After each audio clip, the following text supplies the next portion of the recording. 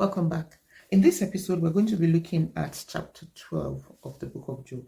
Then Job answered and said, "No doubt you are the people." Actually, before I carry on, so in the last episode, we looked at chapter 11, and that was one of the friends of Job in there speaking to him.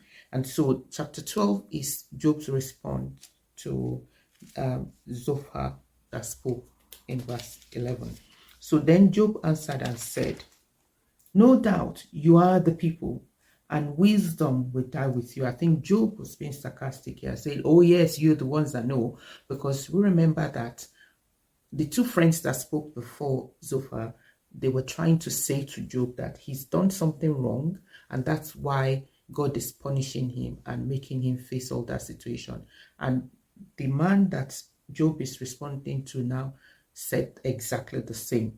So this is why I think Job is putting them all together in a bunch and say, "Oh yes, you're the ones that know, and all of the wisdom in this world will go with you when you die."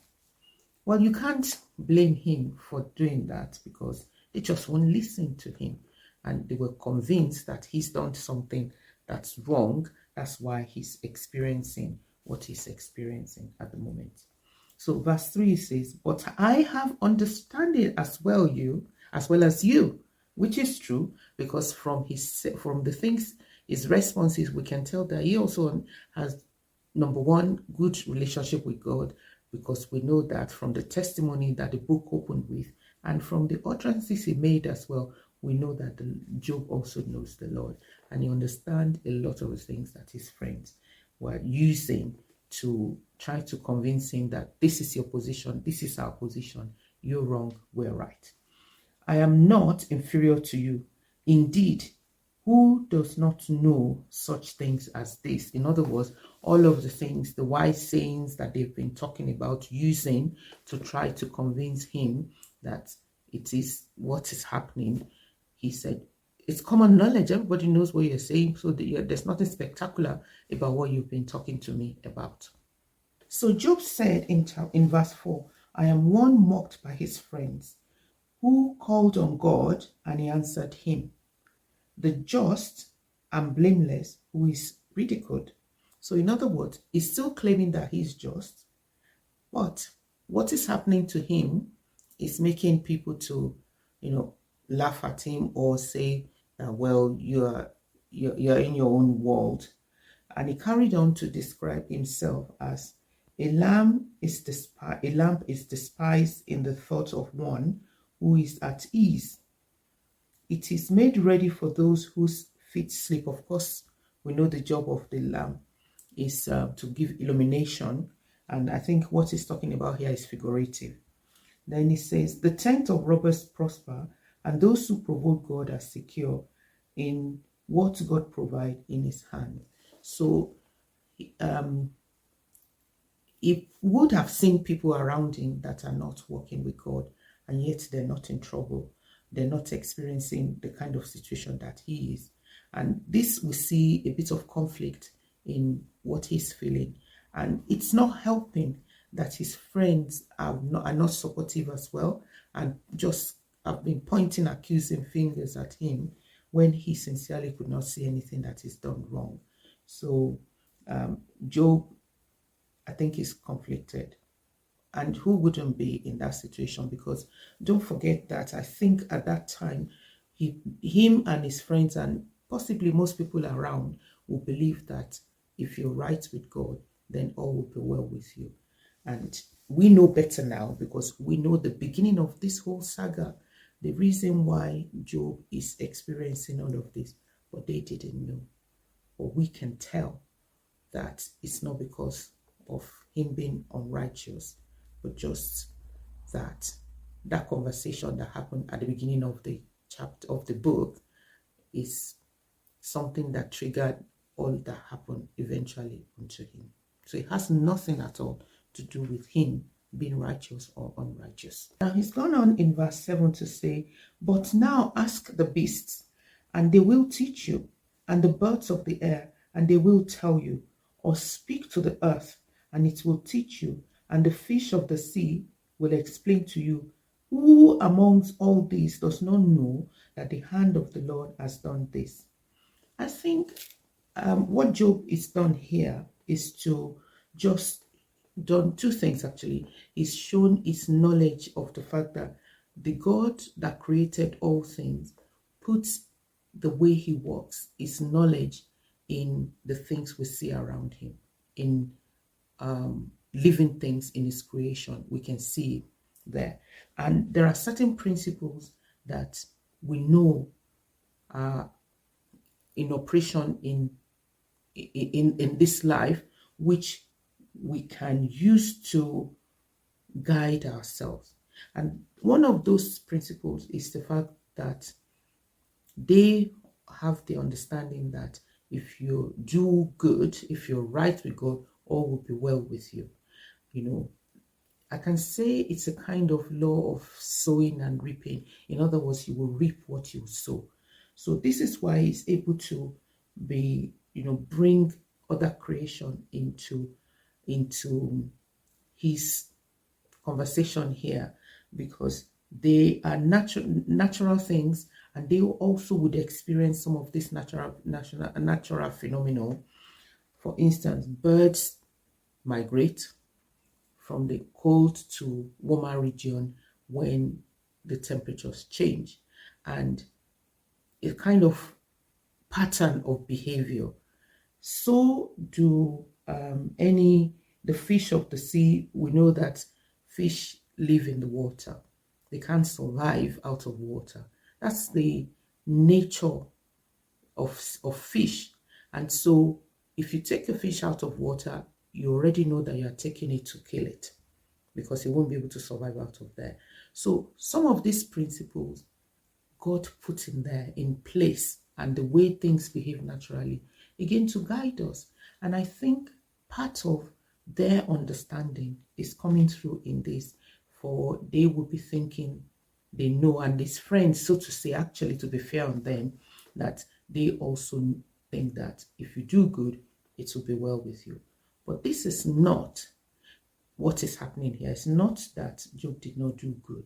It's just that, going back to that conversation that was at the beginning of the book, which they don't know. But I think arrogance sometimes can stop us from acknowledging the fact that we don't know, or I would even rather be in Job's situation, in the sense that he's thinking, acknowledging God as God, but yet confused that, God, if you just, why is this happening to me? Because I haven't done anything wrong. And I think he's more open than his friends, because at least he's asking questions, but the friends are coming at him with just one way knowledge that you've done this, so this must be the repercussion to whatever you have done, hidden sin. So Job carry on saying, who among you, among all this, does not know that the hand of the Lord has done this? Okay, so because he knows that God is in control, and so anything that happens, God must have allowed it to happen, of course with a reason in this case. Then in verse 10 it says, in whose hand is the life of every living thing, and the breath of all mankind, which is true. 11, does not the ear taste words, and the mouth taste his food? Again, these are some of the things that the Lord has put in nature, that this is how they work. Wisdom is with aged men, and the length of days understanding. True again, even I don't think it's absolutely true, because yes, the older we get, the more experience we should have had, so that we can learn from it, and the knowledge we acquire from that should help us to be able to make wise choices, and possibly encourage other people, the younger generation. But I must say that it's not always the case that people that are of advanced age would be wiser than maybe some people that are younger than them, because you see some older people do things that does not suggest that they are wise. So that, I think, is not always the case. And it says the length of days, and the length of days understanding. Yes, the length of days should give you the opportunity to have been exposed to situation long enough to possibly know how things work and have understanding. Okay, but I'm not sure that it's always the case as well. Now, verse 13 is said, with him are wisdom and strength, that is God. Yes, he has counsel and understanding. If he breaks a thing down, it cannot be rebuilt. That is true. If he imprisons a man, there can be no release. Again, very true of God. So he's in control. If he says a thing, it will be established. In verse 15, it says, if he withholds water, they dry up. If he sends them out, they overwhelm the earth. With him are strength and prudence, meaning wisdom. The deceived and the deceiver are his. So you see what Job is doing here is just giving absolute control and adoration to the Lord, that he's in total control of all things, which means that he's including himself or the situation that he is in at the moment, that the Lord knows about it and he allowed it, which we know is true. And verse 17, it says, he leads counselors away plundered and make fools of the judges. Yes, we can see that sometimes, well, we've read in scriptures and we know of it in our everyday life as well, that people that are wise are not always in, they do lose sometimes. And I think maybe he probably will be talking about maybe a war situation here. And make fools of judges. Yes. So the wise may not always be wise. They may not always make the right. People that we consider wise do not always make the wise decisions. And judges can maybe not make the best or the right judgment as well. He loosens the bonds of kings and binds their waist with a belt.